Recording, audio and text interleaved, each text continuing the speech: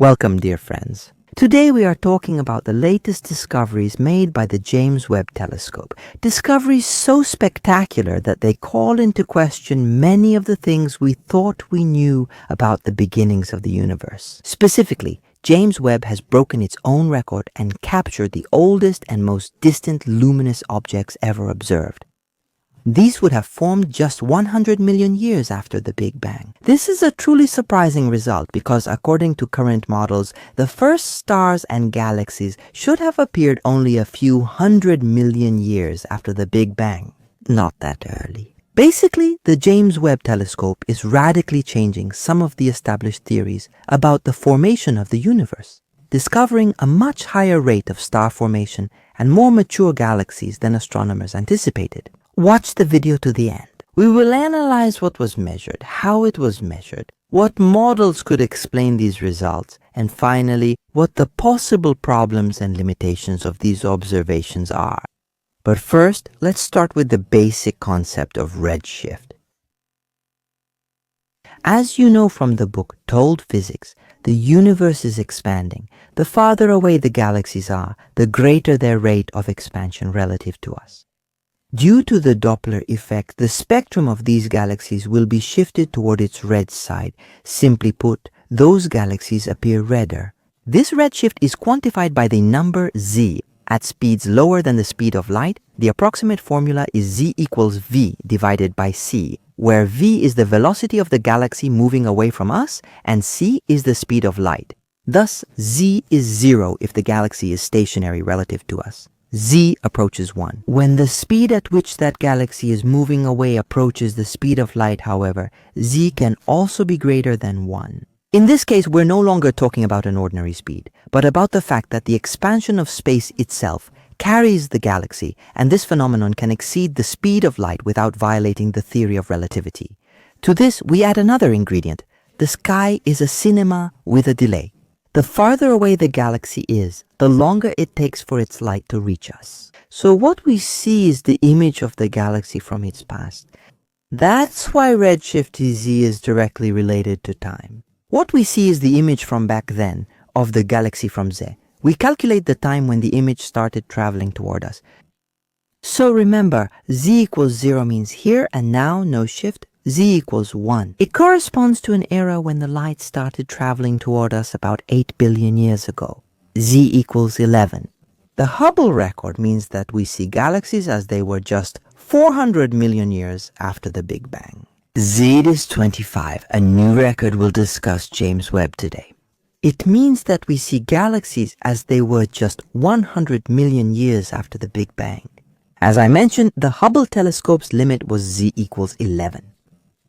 This limit is due to the fact that its detector could only measure in the red and near-infrared spectrum, up to a wavelength of 1.6 micrometers. For this reason, the most distant galaxies photographed by Hubble showed their image from about 400 million years after the Big Bang. If we want to look even further into the past, things get more complicated.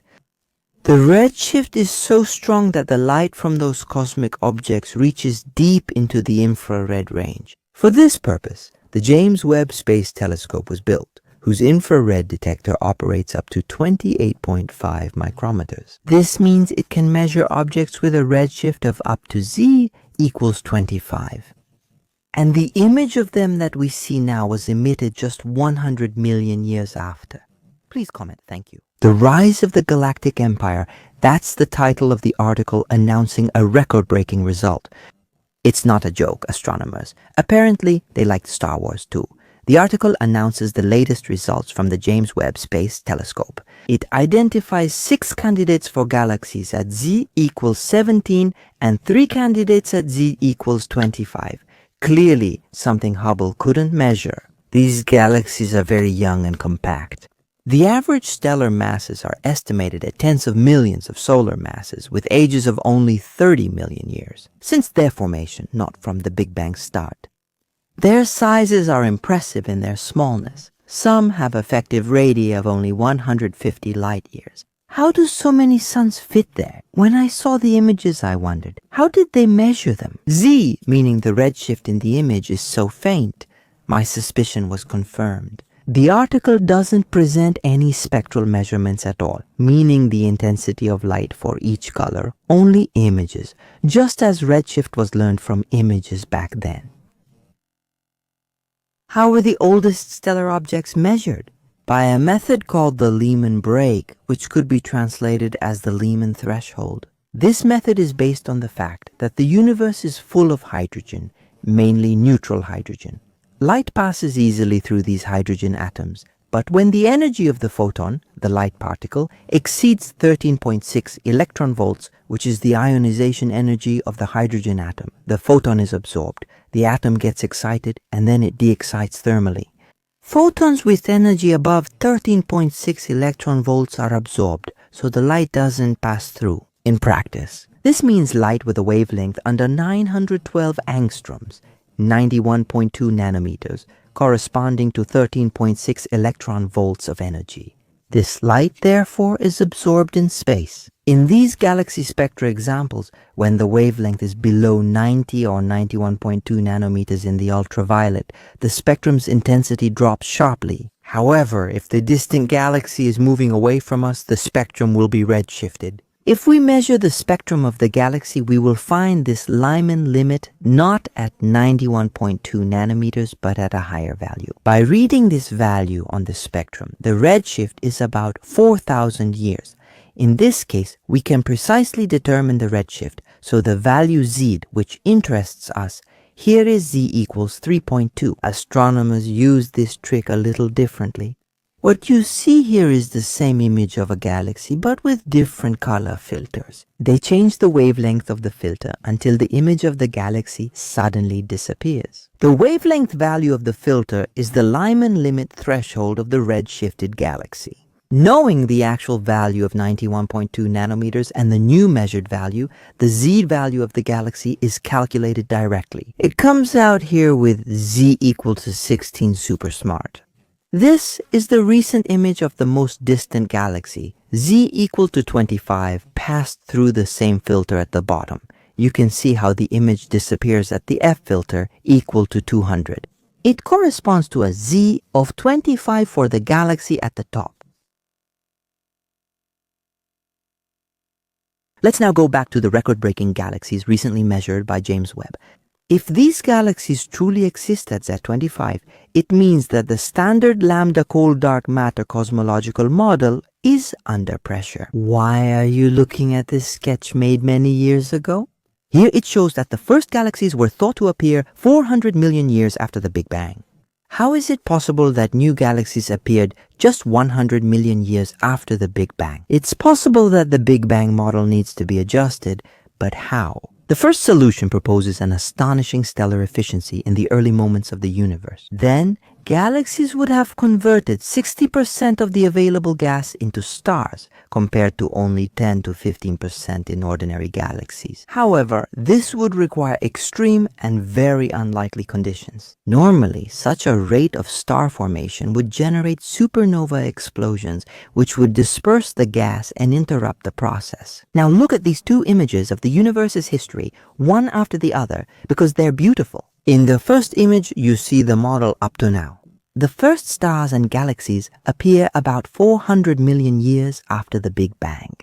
In the second case, stars appear much earlier, even before 100 million years after the Big Bang. However, there is another alternative hypothesis. This one completely abandons the stellar explanation. It suggests that the observed brightness of what we see here actually comes from primordial black holes, which accumulate matter and emit intense radiation through their accretion disks. That would then be the image of a primordial black hole. Fascinating. The black hole solution would explain the point-like sources of these new stellar objects and their extreme brightness without resorting to accelerated star formation. This is what this version of the universe's history would look like. First primordial black holes, then the first stars, much earlier than we expected. However, there is a major risk in this hypothesis. If primordial black holes were so numerous, the universe should have been flooded with gravitational waves and other detectable signals. But to be fair, space missions to measure primordial gravitational waves are only now underway. No, you get it. But there is also another possibility that I have to mention for the sake of accuracy. There is also that possibility. This estimation of Z based on the images using the Lyman method could simply be wrong. Why? Because they are based on the absorption of light by neutral hydrogen. However, it is quite possible that at the beginning of the universe, hydrogen was much more ionized than we think. The opacity of the intergalactic medium during ionization may also have been much more variable. Moreover, the same images can be mimicked by dusty galaxies that are much closer. The only solid confirmation would be spectroscopic measurement, because this way it individually measures the redshift of the absorption peaks in the spectrum for different atoms. It's the most robust measurement, as you can see, for example, in this image. Unfortunately, for the new extremely faint stellar objects, this is right at the limit of the James Webb Telescope's capabilities. We don't have spectral measurements, that's why, to confirm these results. Future, much more powerful telescopes will be needed to make spectroscopic measurements. Projects such as the future 3131 feet ground-based telescopes or a successor to the James Webb Space Telescope will be essential to provide clear answers. You saw with me the images of the most distant cosmic objects. Their light left them when the universe was only 100 million years old.